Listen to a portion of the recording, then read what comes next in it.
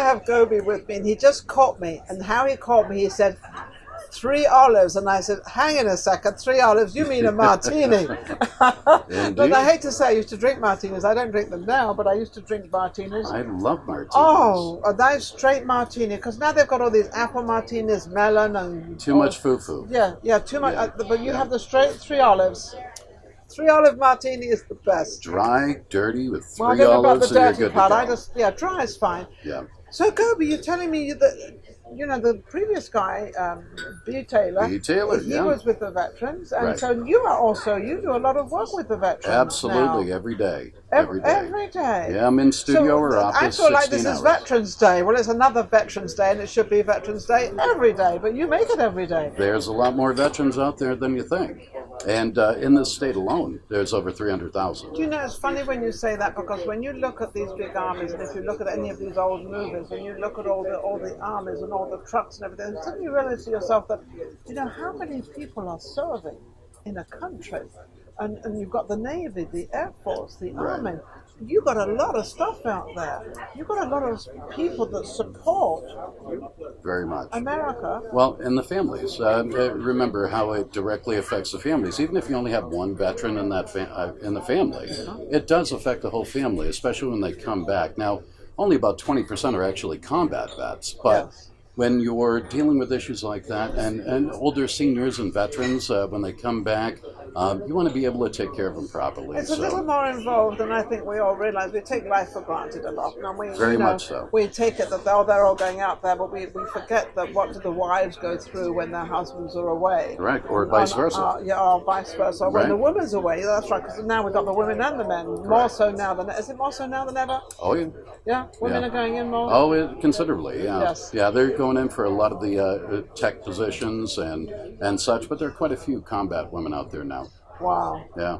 So, and nowadays, bring this back to real world here, gives us the ability to actually create more awareness, and working directly with the veterans, and VTRC.TV was for the veterans directly for all the special programming. And you do all the media, and you keep this program together now. Correct. So, and Jim Littner and R.J. Doe, the founders of the VTRC, it's the Veterans Transition Resource Center, and it's over on Sunset. We call it Live on Sunset. Live on Sunset, which I know Sunset. Now, do you have a lot of people that come to it, or do a lot of veterans know about it, or can anybody join it, or what exactly do they have to do to be part of it? Well, VTRC is like the hub for a lot of the other veteran associations as well. Yes. Okay. So the VVA, VFW, DAV, American Legions, One Hero at a Time. Yeah. So each and every one of them, we kind of assist at the same time. Yes. Not just helping out with the front lines with the veterans and their families, but also with the other associations to assist their efforts too.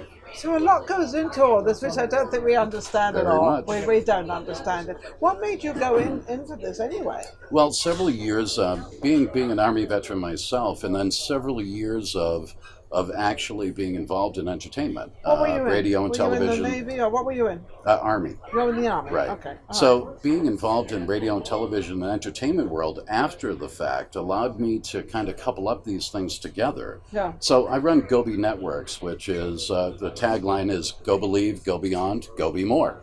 And of course, this name is Go Be More. Because we wanted to bring something to the table that would be positive, motivational, educational, inspirational. But you have that kind of personality. I mean, you've got a very up personality, and it looks like, you like people, you have lots of ideas. I hate people, all of us. Yeah, sure, he hates people. Kidding. No, but we love to do this in a way to spotlight the people that deserve it most. Yes. Truly. So, I spent so many years. Spotlighting somebody that deserves it most, who would it be?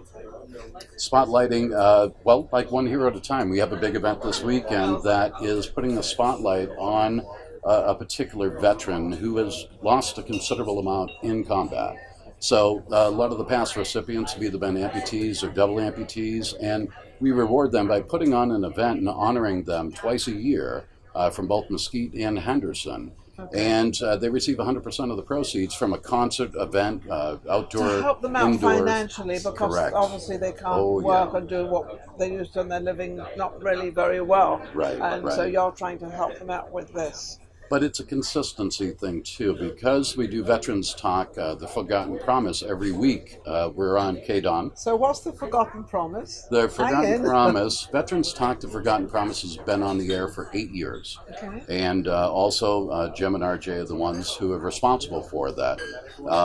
That's basically bringing issues to the table and creating awareness and letting people know there's solutions right there, right around the corner from them. Yes. And they didn't even know. They didn't. So the beauty of this is we've been able to actually stream it now. We're doing Facebook Live and we have it on VTRC It's got on social media. Everybody is everywhere. Yes. So we wanted to keep the finger on the pulse and bring solutions to the table, but highlight the people that deserve it the most. Absolutely. Yeah. And I think they find it difficult to get out there because they don't want people to feel sorry for them. Correct. You know, nobody likes that. So you always have to have somebody else out there to bring them in. Most So with definitely. your program, you bring them in and Now- make them feel comfortable. Well, Gobi Networks was designed for business, education, entertainment, Yes. and always with the underlying theme to assist the veterans.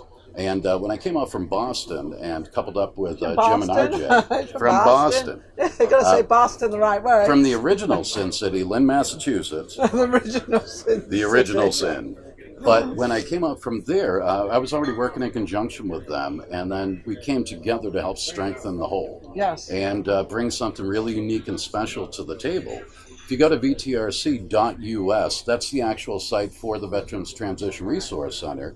.tv is the actual broadcast center, and then we have our own private servers and So fun what do stuff. you have this company, production company, and you do all the stuff with the vets. What is your thing? What he's got to have something. You may call me Many Hotma. I'm a man of many hats. I'm doing about Are you 16 in hours a politics? day. No. Ugh. I knew you would say that. No, actually, what I love to do is actually truly I do a lot of the interviews and such behind the scenes. Oh, okay. I want to put people in the spotlight that deserve it most. Once Okay. again. So I'm usually behind the scenes, not in front of the camera as much. I spent No. about 18 years in radio and television and film. And Yeah, you have a great prior voice. to. You have a great voice for radio and Thank you. television, all that stuff. And the idea behind this too is really let somebody else shine. Oh. You know, and bring them to the forefront, whatever issues or programs or things that we can put a positive Yes. spin on. Yes. There's too much gloom and doom in the world already.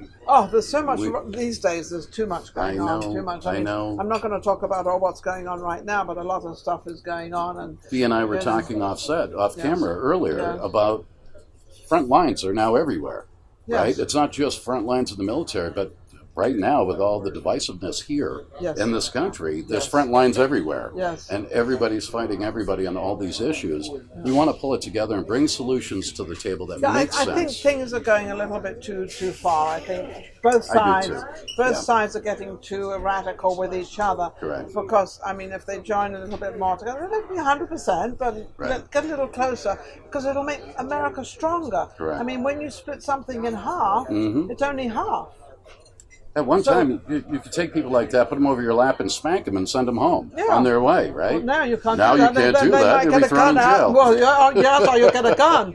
Yeah. Well, that's another thing with children. You can't discipline children because Correct. children can report you and everything else. I Right, remember my right. dad gave me a few little slaps around the, whatever, and I think it made a better person out of me. I will tell you, with the way it's been going now with politics, I think people are becoming so two-faced that they don't even know which mouth to feed.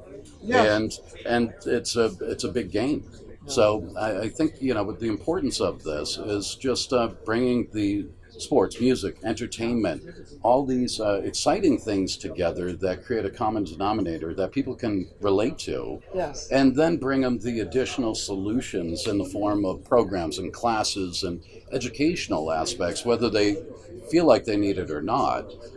We still want to educate you. No one wants to admit that they need anything. I mean, Correct. they're 100% perfect on everything. I am personally not 100% on anything, but No. that's fine. I'm always out there learning. I don't think it's too late to learn.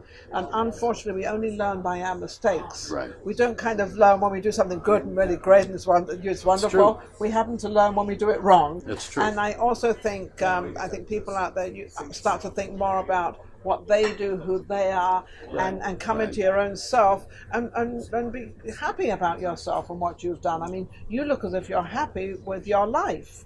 I am. You know what's most important? When I come across somebody, the first question I'll ask them is, what are you passionate about? What makes you happy? Because when we're working in conjunction with all of these different people, I want to be a dream weaver. I want to put people in an area that makes them happiest, that they can attain a goal in which they thought were never possible. Happen. Yeah, and sometimes you have something within you which is really, really great and you're really, really good at. Because you don't like it, you don't do it. Right. But you can be 100% what you really want to be, because that thing that you don't want to do could make you who you want to be. Oh, without a doubt. Yeah. And we do that a lot. Doing voiceovers over the years, I used to, all right, I'm going to date myself a little bit. I used to do children's books on tape. Oh, really? And all the character voices and things like that. Give me a couple. Oh my gosh! I would change the children's books over to, like, instead of the gingerbread man, I would read it as the gingerbread dude, and so I tried to relate to the children at the same time. How their life is and the words they know. Correct. And one of my ex-gal pals over the years, she used to work at one of the blind and deaf schools for children. So I would grab the Braille books, and I would grab the books, and I would do the recording, so that way they could read it on Braille and hear the different character voices at the same time. Absolutely.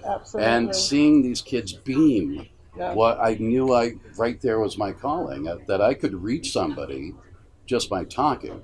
And doing the character voices and such, when I got out to LA and I started doing radio out there and voiceovers for audio gods and all these video games and such, I would be cracking myself up in studio, because if there was a camera on me back then and all the funny voices and weird, stuff, it was very amusing. Funny when you talk about the blind. I did a show. I had a show called Voices of Tomorrow, and I did a show with this young girl. She was very young and she was blind. Right. And then going forward a few years, which was probably about 8 years or something, I didn't know, but I was having her on again, and I had no idea. So I walk into this green room and I say, "Hello, everybody," and this girl is there, and she says, "Oh, that's Ninon." Picked right up on. Right, because of the voice. Right. She everybody recognizes this voice anyway. But so when you talk about that, they have their own way of doing things, and they create their own life and create their own happiness. That's true. And we feel sorry because of deaf and hearing impaired is the same thing. And some of them say, "Oh, I love being deaf," and I look at them like, "Really?" Oh yeah. But sometimes, so we, criticize people and we feel sorry for them, and sometimes we shouldn't, because they grow into it and they're very content. Their position of life. That was the one thing too, that I'd been recognized more times just by voice alone than I was when I was on camera. Yeah. And it's kind of funny, but I did so many different commercials and thousands of interviews and what have you. My voice was everywhere at one time. You have a very definite voice. He has a very... And the silly part about it was, as I coined the phrase probably 25, 30 years ago, how to make money with your mouth legally. And just by doing you can take that voiceovers. many different ways. Oh, yeah. Okay. Oh, yeah. On that, how can people reach you if they...